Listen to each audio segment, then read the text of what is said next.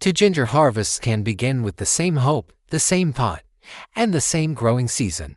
But when harvest day comes, the results can look completely different. One plant gives you thin, pale pieces that feel disappointing after months of waiting. The rhizomes are small, light, and barely worth the effort. The other gives you thick, golden, heavy ginger, the kind of harvest that makes you pause for a moment because it feels almost unbelievable. The difference is rarely luck. It is not always the weather. It is not always expensive fertilizer. And it is not because ginger is too difficult for a home grower. Most failed ginger crops begin long before the plant has leaves. In fact, many of the biggest mistakes happen before the rhizome even touches the soil. That is why someone can water carefully, wait patiently, and still dig up almost nothing. The problem was not the effort. The problem was the starting point. Ginger is a generous plant when its basic needs are understood. It wants warmth, moisture, loose soil, and the right kind of beginning. When those first decisions are correct, the plant has a much better chance of producing strong shoots above the soil and larger rhizomes underneath it. In this guide, we will go through the key decisions that make the biggest difference: the ginger you choose, how you prepare it, how you plant it, and how you support it until harvest. The first decision is the ginger itself. This one choice can decide whether your plant wakes up quickly or sits in the soil for weeks doing nothing. Many people start with ginger from a regular supermarket. It looks clean, firm, and healthy, so it seems like a good choice, but that ginger may have been treated to slow down sprouting for storage and selling. That makes sense. Stores want ginger to stay fresh looking on the shelf for as long as possible. For planting, it can become a serious problem. A rhizome that has been treated to resist sprouting may not respond well when you place it in soil. You may water it, keep the soil warm, and wait with patience. But the ginger still refuses to grow. At that point, it is easy to blame the soil, the weather, or yourself. But the real issue may have started before planting ever began. The safer choice is to plant organic ginger whenever possible. Organic ginger is less likely to be treated with sprout-suppressing chemicals, so it usually has a better chance of waking up once it receives warmth and moisture. But organic is not the only thing to look for. Choose rhizomes that feel heavy for their size. That weight means stored moisture and energy during the first few weeks, before strong roots form. The ginger depends on that stored energy to push out new shoots. Avoid pieces that feel light, dry, wrinkled, soft, or hollow. Those rhizomes are already stressed. Start with firm, heavy ginger, and you give the entire crop a stronger beginning. After choosing a firm, heavy piece of ginger, the next thing to examine is the surface. Look closely at the small raised bumps on the skin. These are growth buds, sometimes called eyes. Each one has the potential to become a new shoot. And each healthy shoot can help feed the rhizomes that form underground later in the season. This is why a piece of ginger with more strong buds gives you a better starting point. It does not guarantee a perfect harvest, but it increases the plant's potential from day one. Choose pieces with several visible buds, especially buds that look slightly swollen rather than flat and dry. A plump bud means the rhizome is closer to waking up. Before planting, there is one preparation step that can give ginger a useful head start: soaking. Place the ginger in a bowl of room temperature water. For every liter of water, add about 2 tablespoons of apple cider vinegar. This creates a mildly acidic soak, which is closer to the kind of natural conditions ginger often prefers. Ginger originally grows in warm, humid regions where soil and rainfall can lean slightly acidic. The vinegar also helps clean the surface of the rhizome in a gentle way. It is not a harsh chemical treatment. It simply reduces some surface problems before the ginger enters the soil. Let the ginger soak for 10 to 14 hours. Overnight is usually enough. During that time, the rhizome absorbs moisture again. The buds begin to swell. The dry, sleeping piece of ginger starts moving toward active growth. By the time you plant it, you are no longer starting with a dormant rhizome. You are starting with ginger that has already begun to wake up. After soaking, do not rush the ginger straight into the soil. This is especially important if the rhizome has been broken or cut into smaller pieces. Every cut surface is an open doorway. If it goes into moist soil too soon, water can enter that exposed area, and bacteria or fungi can follow. That is how rot often begins before the first shoot even appears. To prevent this, place the ginger on a clean, dry surface in a warm, airy spot. Leave it there for 1 to 2 days. During this time, the cut surfaces will dry and form a thin protective layer. This is called callosing.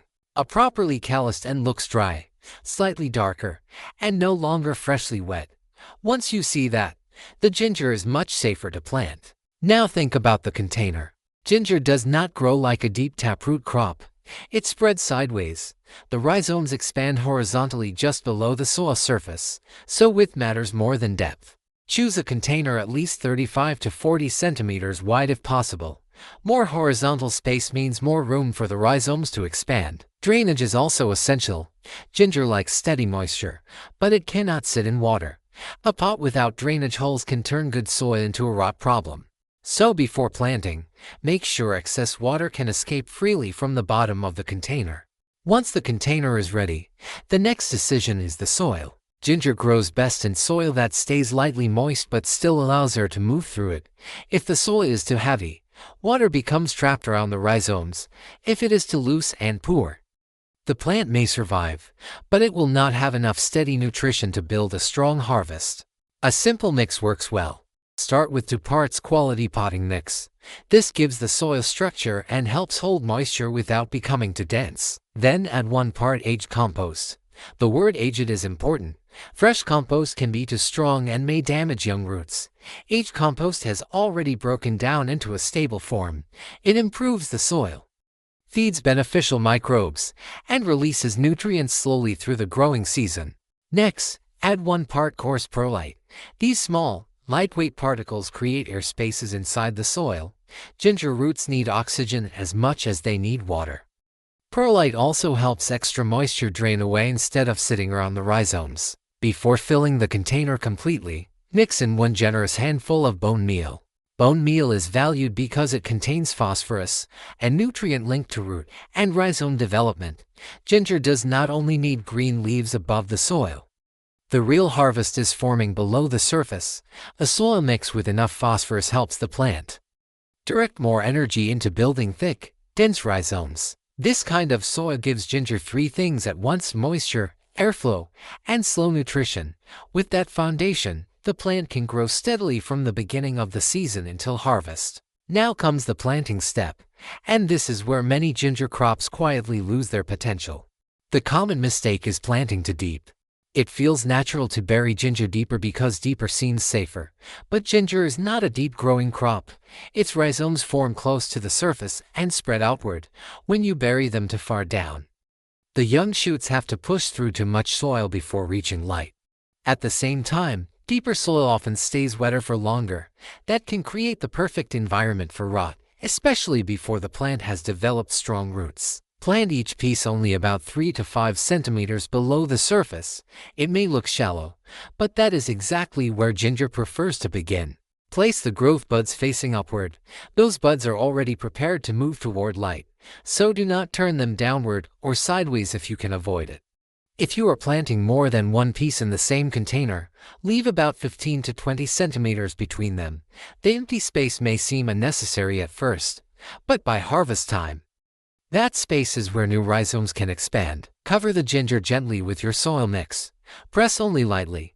Do not compact the soil, because compacted soil holds too much water and reduces airflow. Finally, add a thin mulch layer over the surface.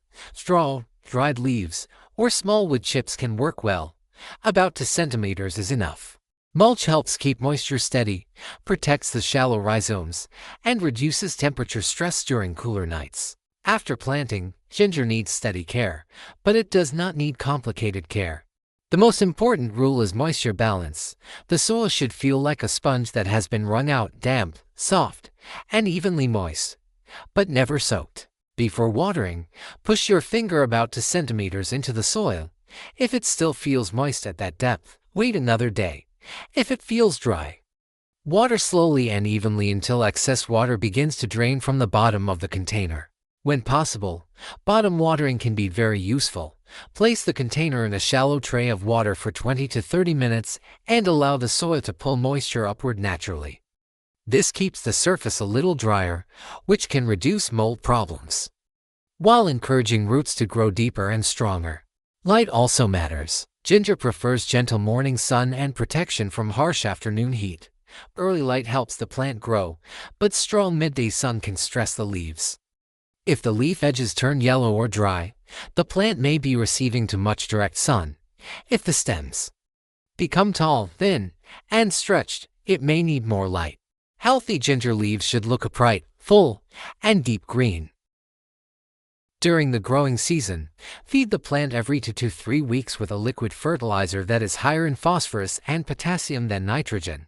Nitrogen encourages leafy growth, but phosphorus and potassium support stronger roots and rhizome development. Compost tea is also a gentle option.